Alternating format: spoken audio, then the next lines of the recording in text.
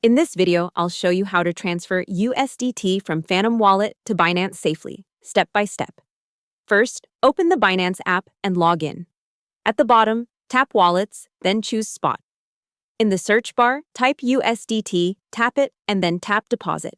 Now choose the network that matches where your USDT is in Phantom. If you're using Solana USDT, pick Solana, SOL. If your USDT is on Ethereum, pick ERC20, and so on. Binance will show a USDT deposit address and a QR code. Tap Copy to copy the address. Next, open your Phantom wallet and unlock it. Make sure you're on the same network you selected on Binance, for example Solana.